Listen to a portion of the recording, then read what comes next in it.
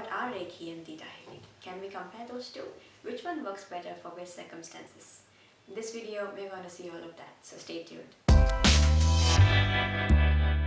Hi and welcome to Lightyears. My name is Jayasri Nagrale and this is the place where we talk about spirituality for the modern day. As energy healing is becoming mainstream, more and more people are open to experiencing it and receiving the benefits from it. As the time progresses, we are discovering different forms of healing like Reiki, Theta Healing, Pranic Healing. In this video, we're going to be talking about two popular forms of energy healings, that is Reiki and Theta Healing. Okay, so first let's discover what exactly is an energy healing. So what a person sees is their physical body. That's what you see, that's what you are seeing right now. And apart from this physical body, we also have an etheric body that is surrounding us. In fact, it encapsulates us like an egg. As there are major organs in our physical body like heart, lungs, liver, there are also major organs in our etheric or in our energy body, and these are called as chakras. So earlier people discovered 7, but now there are 13 major chakras and numerous minor chakras. All these 13 major chakras correspond to our major organs in the physical body, and any imbalance in these chakras will also reflect as a disease or as a discomfort in the corresponding physical part of the human body. So energy healing deals with energizing, cleansing and replenishing those energy centers, those chakras of our body, so that the energy in them is stabilized, is clean, and that in turn reflects on the physical organ associated with that. Let's understand what our brain states are. Our brain operates in one of 5 states of frequency. They are the beta, the alpha, theta, gamma and delta. So beta state is where we are in full conscious awareness, where we are solving math problems, where we are answering questions, where we are say listening and talking to each other and analyzing what the other person is saying. So the fully awake state is the beta state. So an alpha state is where we are generally relaxed, say you're watching a beautiful movie or listening to gorgeous music, or you're just drifting off to sleep or just waking up from sleep. That is the state when your brain is almost sleeping, when you're not fully awake, and that is the state of alpha.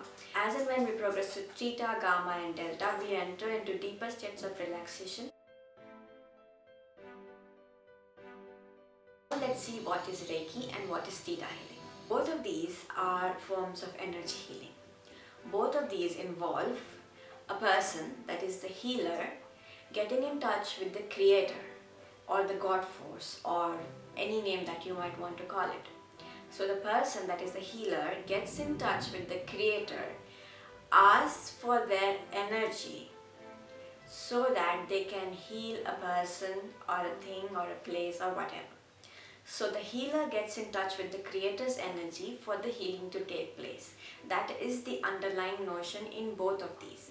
But the major difference between Reiki and Theta Healing is, in Reiki, the person, that is the healer, is a channel for divine energy to flow. So divine energy comes from the source, it comes through and flows through the person and then out through his hands into the person that is being healed. So in Reiki, the person is a channel. He is or she is like a straw. So in Reiki, the person is a channel. The divine energy is coming down through him into the patient.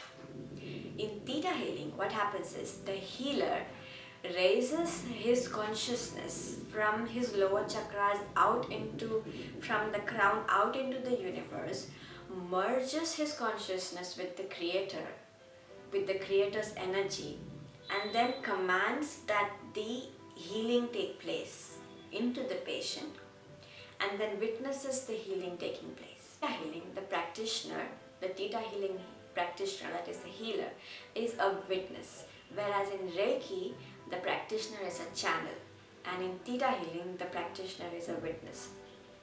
In Reiki, the energy is brought down through the person into the patient, and in Theta Healing, the healer raises his or her consciousness up, merges with the consciousness of the divine, and then commands and witnesses the healing taking place in the patient.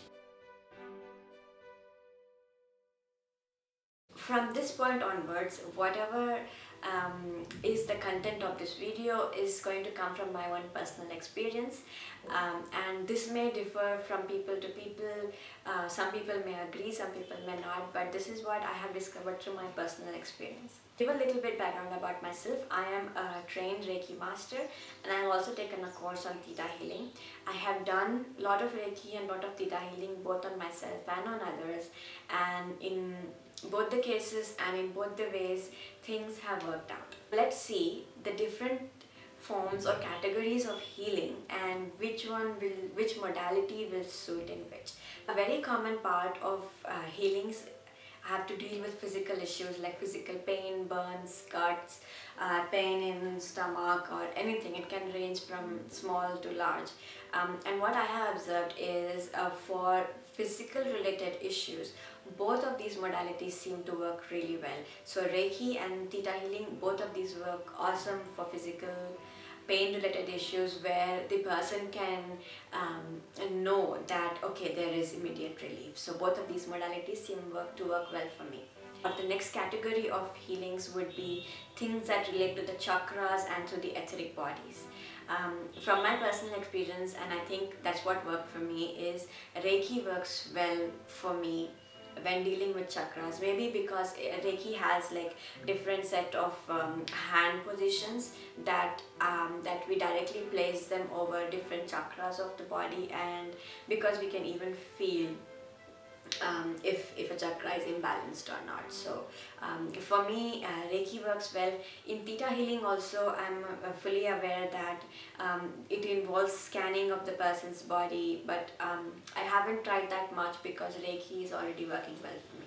Another major field in which I prefer energy healings are things to do with beliefs and subconscious beliefs and speaking to the subconscious mind.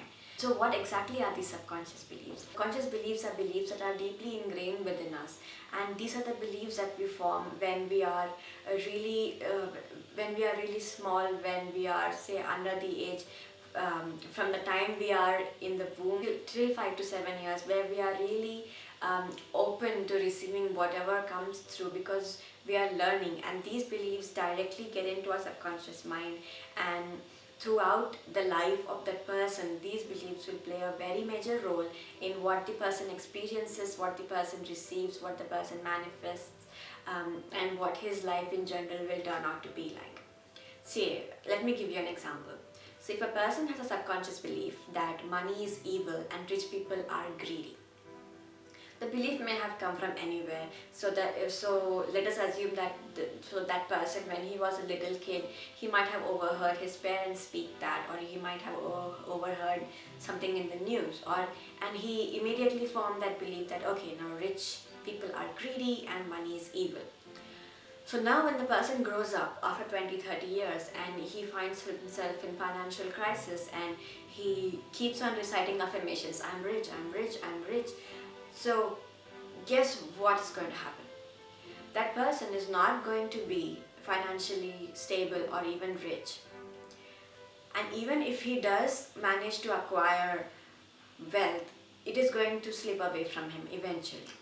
Why? Because even though his conscious mind wants money, even though his conscious mind is welcoming money, his subconscious mind is playing that tape, rich people are greedy, rich people are greedy and money is evil. The major responsibility of our human mind is to keep us safe, to keep us happy, and to keep us good. So if the person believes that being rich will make him evil and greedy, subconscious mind is not going to allow him to become rich. So these are the beliefs. So this is the strength of a subconscious belief, and most often than not, these beliefs go unnoticed. I mean, a person will not even know if he has that kind of a belief unless he specifically pays attention to it and tries to reprogram it. Energy healings are awesome when dealing with these kind of subconscious beliefs. So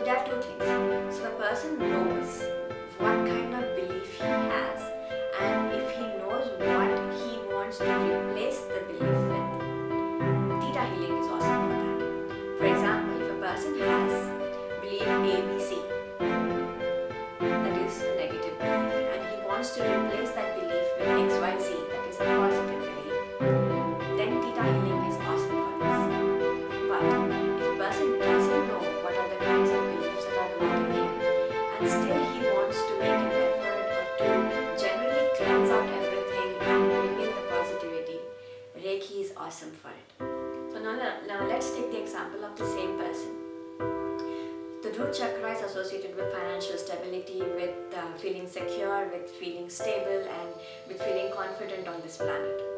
So if the person gets his root chakra to receive Reiki energy or to receive healing, he will find that gradually over a period of time, all these negative beliefs that are within him will eventually and slowly release, and the positivity that he's taking in through the affirmations will replace them.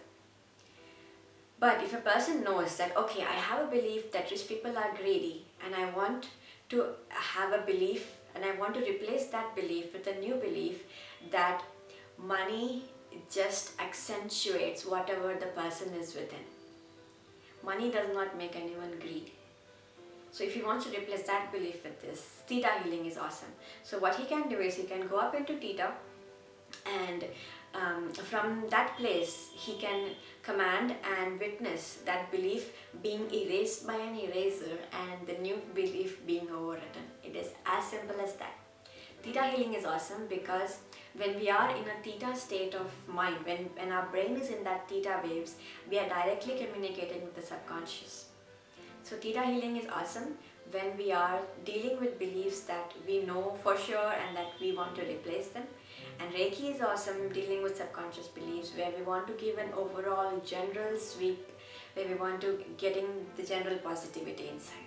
Both of these energy healing modalities are awesome. They are perfect in their own way, and I encourage you to read more about them, to know more. Even if you say may not believe in anything, just give it a try.